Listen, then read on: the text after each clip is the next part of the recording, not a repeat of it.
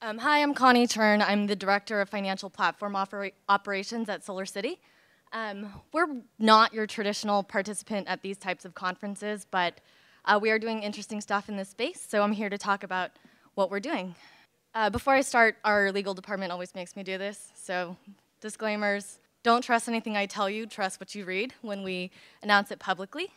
A little bit about SolarCity. We are a residential solar installer, or that's what we're known for. We also do some commercial and industrial installations, but what our story is, we were founded in 2006 by brothers Lyndon and Peter Rive. They're actually cousins with Elon Musk, and he had this idea of delivering better energy. And by better energy, he meant cheaper, cleaner, more affordable, better energy. It's renewable. It's the future of this planet is at stake. So really lofty aspirations, and SolarCity was then founded. The driving principle behind the company has been customers need an economic motive, really, to invest in solar. It shouldn't cost them money to go green. We'd like to save them money. And on this basic principle, we've been able to become the largest residential solar installer in the US.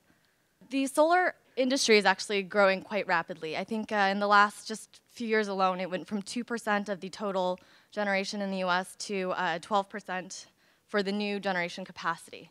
So it's rapidly growing. We are growing in market share. It's widely fragmented, but it will hopefully consolidate. We are the market leader. About 1 in every 3 residential installations is a SolarCity install. So pretty exciting. We sign up a new customer, I think, once every 3 minutes, maybe even 2 minutes today. Along with this accelerating deployment, one thing to note is solar is a very capital-intensive business, and that's actually where we start looking at lending or other sources of capital. SolarCity alone deployed 567 megawatts of panels last year, and we are forecasted to double this year. The growing value of solar contracts is every time we sign up a customer, they're really in here for, call it a 20-year period. They're either signing up for a power purchase agreement in which they will purchase the solar power generated, or they'll sign up for a lease. In either case, it's contracted, stable, predictable, 20 years of cash flow.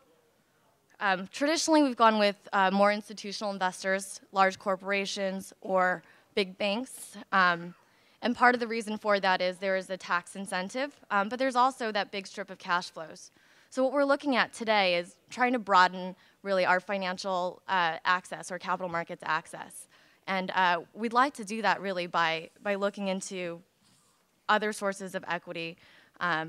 For example, bonds. So we've actually been in the news recently for doing a securitization. We did do a securitization where we really aggregated a pool of solar assets. It was the first public securitization. We've done that now twice. But we'd like to broaden and have more access to different types of capital. Really driving the cost of financing a solar system down means we can broaden our reach. Right now, I think we're in 15 states. We just opened in Nevada, which is our second headquarters, but we're really looking to do more. So we are looking at doing SolarCity bonds, and how we're doing this is we acquired a financial platform or technology, really, in December of 2013 called Common Assets. It was founded by John Witchell from Prosper and Tim Newell, who was formerly from USRG, or US Renewable Energy Group. It's a private equity group.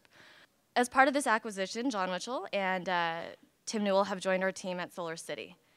And we are now, our goal anyway, is to aggregate a lot of these solar contracts and form bonds that would be widely accessible to a large range of whether institutional or individual investors. These investments were, as I said previously, only available to large financial institutions, but they would be debt instruments that are backed by diversified portfolios of solar assets. So it could be residential installations in California or in Hawaii or on the eastern seaboard. It could also be commercial installations, so you might see some Walmarts, or you might see, there's a wide range of what SolarCity does, and that's what I think you could see. Again, this financial bond would be distributed online through our investment platform, and would be, or our goal is, to get this available beginning as soon as the end of Q2 of this year. So with that said, we think that the market potential is enormous. We are thinking, it could be as large as in the billions over the next few years, and we look forward to launching soon. Any questions? Okay, so I think that there's a question about the FHFA, sorry, it's a lot of initials, and just what our efforts are. Well, we have a team that's focused primarily on understanding the governmental markets and what the currents are for policy. And they are based out of Washington, D.C., but we also have a few folks locally that monitor all of the, political winds very carefully.